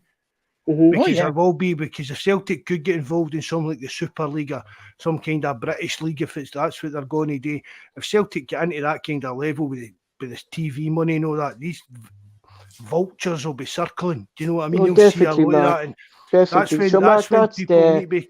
The fans will need to be careful about who's crowd, actually Mark, sniffing about. that's involved with us at the moment, Mark. Fawn Watch or something like that, Fawn Way or something in this. Aye, there is this. You know, because that's why they're still hanging on, Mark. Yeah, there's some kind of investment firm. Yeah, that's why they're still hanging on, Mark, because they see this happening in the future, and that's when they say they'll make their money. Yeah, and it will happen. There's no getting away from it. There's going to be some kind of European leagues, or there's going to be some kind of British league, and that's when all that will kick in. You could have some Irish American fella that's in America for donkey's years. He's a billionaire, might be a Celtic fan, you never know, blah blah blah. Next minute they come into it and he's got money to burn. And they're the kind of fellas like the way the guys who owns the Boston Celtics. Yeah, the Boston. But the guy who owns, they must be wealthier than Dermot Desmond, I'd imagine, Terry. Well, the guy who owns the Liverpool guy, what's his name? Is it Henry? Yeah, he owns the Boston Red Sox. Right. The baseball team. So remember that film Moneyball that was based on it, whatever. He owns them. So he was giving the general manager there $12.5 million in that story, like, for a contract a year. So that's the kind of money you're talking about. So he owns the Boston Red Sox, and he's able to own, obviously, not maybe all, or he owns a majority shareholder, whatever it is in Liverpool. That's the guy you're kind of talking about. Are you telling me if he was a Boston and obviously probably has Irish heritage or might have some connection to it, maybe Liverpool might be more down his line. But if Celtic was in that league as well, that wouldn't have been an interest to him as well. Especially in the Boston community of Ireland. Do you know, that's what I'm saying, but imagine the owners of Boston Celtic's basketball team coming in and buying Celtic. Oh yeah. Imagine do you get what I mean? The commercial stuff and the amount of advert. Do you get what I mean? That would be totally off the kind of scale for us. Do you know what I mean? Yeah. And so they know how to do it over there, because I was at a basketball match a couple of years ago in the Boston Celtics, and it's something else. Like, it's something else over there. They're Irish to the core. Like, Tavernier tried to outmuscle Firmino there for a corner. It's 1-1 now. Thank God. What's another like sport that I know we're well off topic now, like, but and one of the best atmospheres I've ever soaked in was in Dallas for the Dallas Stars ice hockey. Now that's ice hockey. If I was in America, I think I'd be more an ice hockey fan than an American football fan or baseball. It's mental. It was ironic, like, because it was like 100 degrees in the desert in Texas, like, but the ice hockey, like that. Jabba will be waiting for the kiss cam in the ice hockey, waiting for the first person to kiss. That's what Jabba will be waiting for, the kiss cam. Yeah, that's next to Mikey. Mikey, yeah. I don't think he'll be wanting to kiss me after the last game of FIFA you just played against today. Just give him another drubbing. That's what I was saying. Yeah, Mikey would cling him live on air. Back to the football. What's going into Motherwell, Mark? Look, we always give our own kind of lineups, like, but what would you go? Who would you take out? You know, like these injuries now. Like, what's this doing with a bad, actually? Hibs first, is it? No. Dead leg or something, Paul. That's all. Yeah, Hibs. But could that take him out now for the weekend? A dead leg? No, he just said he should be okay. Just that he was okay. He said he just got a bit of a knock, a dead leg or whatever. I don't know. I think some footballers are sure of pussies anyway myself, but that's my own opinion. Yeah, but no, me and Mikey were talking about that today. That's ridiculous how bad again off for that, I thought. You need to toughen up a bit. That's what we're talking about. Do you get what I mean? But even James Forrest went off of that. No, doubt it. He might be out for 5 months afterwards, but he probably wouldn't have but that's the thing about it. I didn't even see what had happened to him. And then when I saw the replay, he kind of clung his knee or something like that. I thought it looked like the knee, didn't it? Like the other guy didn't need to go off. Yeah. But the funny thing about it, if you're getting off injured in a 50-50, the other guy's getting off wages. That's my opinion on it. And the funny thing is, it's what Michael mentioned a while ago, Mark. It's the Champions League. Like, you're not going to get to play these games every year, and you get a little bit of a bang. I'll head off there, lads, and throw the all ice pack on it, because I'm a big girl's blouse, because I got an all tap in the side of the knee there. That's exactly what we're talking about. Like, this because Celtic team is kind of lightweight, like, isn't it? It went straight up the tunnel. Oh, that must be bad. That bad as went straight up the tunnel. And then about 5 minutes later, it showed you him sitting in the dugout. Yeah. Do you get what I mean? If you're injured, you're getting took off and you're getting papped away for scans or whatever. Do you get what I mean? You grow a bit of balls and get in for a dig. But and this is the show. This is a showcase where they say they all want to play, and it's Michael alluded it to earlier on with the Jota one, saying, "Oh, he was a little bit fatigued." Exactly. You know what they're saying? He's saying he wants to play in the Champions League. They want to put themselves in the shop window, and I'm a bit fatigued. I can't make tonight, lads. Sorry about that. I've got a knock in the old leg there, lads. I'm going to stroll off. Sorry about that. I mean, battle your heart out for this. Like, you know, you're putting yourself in the shop window. You want to show how good you are. You want to show that I can progress to a higher level. Want to be playing with a bigger team or whatever they want to look at it like. We need a team of 11 Roy Keanes.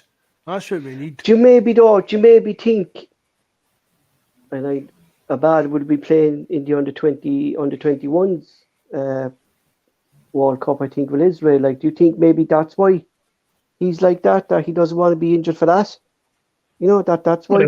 I hope not. I didn't even know there was an under 21 World Cup. There'd be tournaments, all right, there would be. Who else? Me and Mikey were talking about this earlier on the day, but there's hardly any of your team going to the World Cup. We'd have the Kyogo Maeda, maybe Hayase. No way. I don't think Maeda and Hatate are going. No. What about Vickers? Vickers will be there. Juranovic. If you go for the starting 11, normal starting 11, there's That like was who 2 we or came up 3 with marks the day, there. wasn't it, Mikey? Sorry? That's who we came up with the day, wasn't it? Carter Vickers, Juranovic, and well, maybe O'Reilly, wasn't it? But no expected. He's still an under 21 with Denmark. Kyogo with Japan, that's it. Kyogo, aye. I mean, Greece in this? Or Greece in the World Cup? No. And that's the thing, Paul. I mean when we signed the Japanese boys, it was all what happens at international breaks and that, and I put it up in the forum. Well, Hayashi's first call-up, Mark, was only recently. That was his first call-up, yeah. Aye, and these other ones hadn't been had a call-up for 3 years, 4 years, and that was like, that's not going to happen. Mm-hmm. The majority because of he's only been called up recently, Mark, because of last season with Celtic. You know? Aye. But I don't see there's not going to be many Celtic players at the World Cup. So we're going to Australia, aren't we? Yeah, but Mikey's looking forward to that, ain't you, Mikey? But is that just like compared now where we are, right? We've players getting fatigue. Let Mikey get on this Australian gig. Go for it, Mikey. But I'm just saying, I just think it's bollocks, is it? It is, yeah. I mean, going all that way for a friendly, just 2 friendlies, just because you want an Australian manager. Yeah. If they had a Russian manager, would they be playing in Russia? I agree totally, Jack. Because you've a player there, right, in Yata who says he's fatigued, and there you are, a prime time to have a rest. You know, you could easily go to Spain, Mark, or something like that in the sun. You know, go there and don't need to go anywhere. Do a training walk out at home, man. Do you get me? Get these players up to scratch for the second half of the season. Do you get me? Or you tell them here, see if you're on top of the league by the time this break comes about, all these big stars and that, you're only going to Australia. Is there going to be a winter break actually next year? Because of the World Cup? No, but that's the winter break. That's it. It starts in 3 weeks, Paul. Mm-hmm. The World Cup. Yeah. So I think that's the winter break's been brought forward to cover that. Is that not what's happened, Mikey? It probably is, I say, Mikey, is it? Yeah. That's what I mean. I think, what have we got, 5 games or something to the World Cup? Yeah, 5 games, 5 games. You know? Oh. It's going to be a long season come January. We'll need to pick a team to support in the World Cup so we can keep doing podcasts. France. I'll go Argentina. Yeah. No, Mikey. Qatar. What? Qatar. Qatar. Is he in it? Well, they're hosting it, If you can name the players from Qatar, I'll be unbelievably impressed. He'll know. I know one player. Here we go. I know Mikey would know. Abdi, Abdhar, Abdhim. Well, I know one of them. One of the players that plays for them, Omar Abdul Rahman. That's his name. Is that he plays in Saudi Arabia. Ahmed, the terrorist. No, I'm all over Argentina. I always go for Argentina in the World Cup. I just hope that the day, like you say, is for Messi. Hey, Mark. Yeah. Fuck him. Neymar, no, don't like him at all. Big problems there with him as well in PSG. Was it with him and Mbappe? There seems to be problems with him there. There was problems with him at Barcelona, Paul. Mm-hmm. See, at Barcelona, whoever the next young thing was that came in, Messi didn't like that, taking the spotlight off of him and that, he didn't. That's how I was really, really surprised that Messi went to PSG. Obviously, it's all to do with how money's working and stuff like that kind of thing. It's maybe his only option, but him and Neymar do not like each other. Well, I think, like I said, everybody will be in the same boat for the World Cup. Anybody but England there will be the usual. It is, yeah. I mean, at the end of the day, I don't really care who wins it, if I'm being honest, but as long as England didn't win it, then that's good enough for me. Exactly. I can't see England doing too much in that. Before we go, it was nice to see Ireland beat the Scotland ladies last night, 1-0 at Hampton, and Ireland women, for the first time in history, progressed to the Women's World Cup. I'm sure Mikey will join us when we do that World Cup as well. I'm not. No, you can ask me Natasha to cover the World Cup, Paul. You're in there. You can ask her for it. She's doing it, yeah. She's doing Is it. she? She got a contract with, I think it was with Sky, I think, to do it. Yeah. Paul was only knew that game was on last night. No, I knew it was on because of the video. Did you not see the video, Mikey? No. Glad. The video, all the Irish Celtic lasses are in Symphony. all the Irish lasses are in the Hampden dressing room singing the Celtic Symphony and that.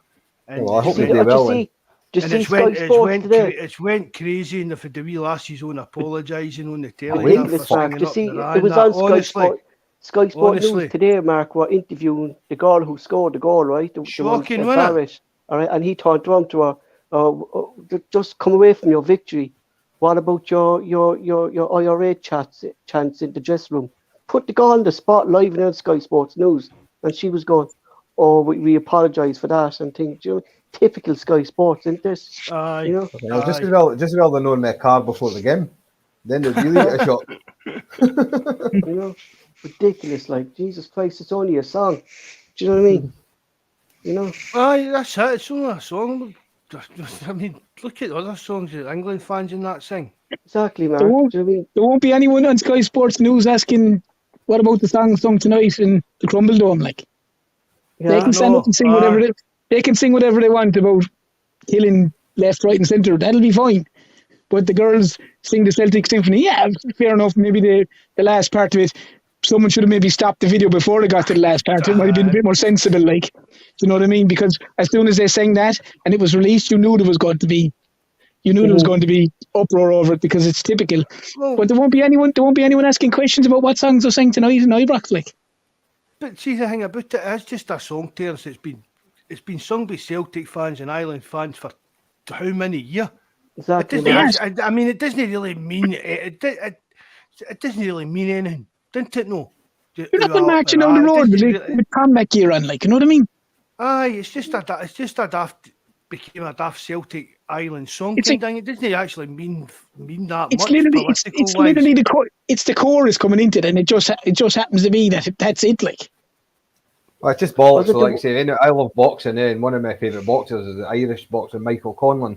Oh, I love him. Love him. Bro, you've showed me a few of his videos, Mikey. Oh, he's brilliant. I've seen him once before, and he puts on the right performance before and in the ring, and he came out to the Celtic Symphony once as well, and he refused to apologise. He's changed his walk-on music to Grace now.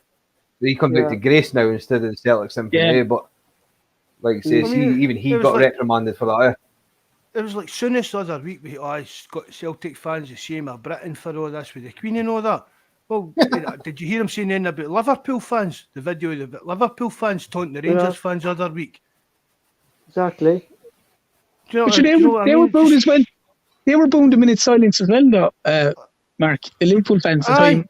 So, like, they can be selective as they want. Like, this is a fella that was whipping up a crowd when he was manager of Rangers after Celtic came, and they sing in the Billy Boys, and he's whipping them up. I was going to say that, yeah. That's true. Do you know that's fine. That's fine. You can whip up a song saying "killing up your knees and feeding blood" and all that. That's okay. But the Celtic fans sing "They hate the monarchy," and all of a sudden that's disgraceful. You shouldn't be doing that. But you can whip up that basically saying killing terror or killing Irish people or Scottish people or whatever, Catholics. It's fine. Is that okay? Is it? Fuck off. The Liverpool fans were on one end of the road with the police between them and them. That lot the other week. And the Liverpool fans were off tricolours out and that and singing Lizzie's in a box and that. Soon as he mentioned that, because at the end of the day, didn't force political views on people because it never ends well. No, because my problem is which side you're on, Mikey. If you push it on anybody, they're going to push back harder. Correct, and that's it. So see if you just let people be what they want to be and just kind of keep it to yourself, kind of thing. I mean, every one age we've all sang stupid songs over the years, but I still sing them. But see, like all these, I mean, it's like that wee Abdul guy. Do you get what I mean? I feel sorry for that wee guy because I don't think he's a full whack. you get what I mean? I think, Mark, he just loved the attention. He's getting involved in stuff, and I don't think he actually understands what he's saying and stuff like that. Do But you remember you said to me a thing about him, actually, Mark, saying his family kind of disowned him over to his views and stuff like that. Like, you know what I mean? Him himself are going around slating Pakistani people and everything. Like, the man, Ask Jonas about next time Jonas is on. Ask Jonas about him. I can't imagine what Jonas would say. Does Jonas know of him? Aye. Jonas says he's an embarrassment. Jonas says he's an embarrassment to black men everywhere. Jonas says he's an embarrassment to black men everywhere. I mean, as a stuff like that. Mickey, you know. But I mean, see even getting away from Celtic and Rangers stuff. Every fan base in the world's got dodgy wee songs about each other's team. Do you get what I mean? Whether it's South America, whether it's Motherwell Nakis and stuff like that. There's all. I mean, you go down to England, the Heysel stuff, the Munich disaster, things like that. So there's always that wee element of that kind of sickness, but it always gets chanted in the pubs before the game or in the bus and that when you've had a few bevies. And that, to me, for me, it's banter, Mark. You know what I mean? It's banter. It's close to the bone banter when you're laughing at people dying and that or singing songs about it, but you don't actually mean it, if you get what I mean. It's just you get caught in the moment after a few bevies in you and stuff like that, but it's because of social media and that. See, 20 years ago, we did all these mad songs. No, man, you wouldn't hear about this stuff like and nobody bothered. It was just part and parcel and it didn't really cause any bother. They shout at things at you and you shout at things at them and that was it. The next thing you know, you're over Twitter and there are guys getting sacked for their jobs for shouting something at a football game. That's a lot of nonsense. Do you remember that film about the football club was Shadwell? Remember that? It was based on Millwall. Indeed. Aye. Like, remember the pubs and that thing? Like, you went to the pubs, like, and if other supporter came in, you were dead. Like, you know, I watched that there recently, but that was one of the best films ever made. That was a brilliant film. That the guy who was actually based on was on YouTube. Was on YouTube recently. The guy who was actually the main character in it. He was an undercover cop, and he said he was sitting in a tube. Like James, that ball. James English. Was it James English that interviewed them, Terence? I'm not sure. It could be based on a real fella, is it? Oh no, it's a true story. Aye, Paul. He was an undercover cop, and he literally was sitting. He was sitting in the tube with obviously 2 or 3 other Millwall fans, and he said there was a man sitting straight across from him with his wife and 2 young daughters, and he had a Crystal Palace pennant on him, and your man just laid across and just started punching the head off your man in the middle of the tube. One of the Millwall fellas, and your man literally had to stand up and start singing, "No one likes us, we don't care," to try get your man to stop, because obviously he was an undercover cop, but he couldn't be seen to be doing anything. Yeah. You know, but it's on YouTube. He was telling the story. It's unreal. Like, I'll find that for you, Paul. Send you. It was either James English or Sean Atwood or somebody like that. It was a Scottish lad. It was a Scottish lad doing it, Mark. A Scottish lad. That'll be James English then. Yeah, it was very good. No, it was very good. I just happened to come upon it, like, you know what I mean. So yeah, I listened to it, and it was only when he said who he was, you kind of go, all right. And basically everything in the film was exactly what would happen. Like, he said it was unreal. Like, we're hitting the big time here now. We're plugging big podcasts like James English and that. But there's a lot of see the boy that Donald McIntyre and that went undercover with. He's done podcasts with people and all that, and I mean, some of that stuff, see, especially doing in England, man, some of that was serious political stuff that kind of get involved with all that. It was, Mark, back then in the 80s and 90s, wasn't it? It really was. You know, Millwall were one of the worst football clubs. They still are, aren't they? Millwall, they're fans. But see, Millwall's just, see if you go to any weekend, Millwall's probably knows even, like, Hamilton Accies, Paul. It's just there's many of them. It's just this place. It's stuck in the middle of this wee shithole of a housing scheme in London. And I swear to God, see if you start fighting with a guy in Millwall, the next thing you've got women out in the street and all granny. Everybody turns out.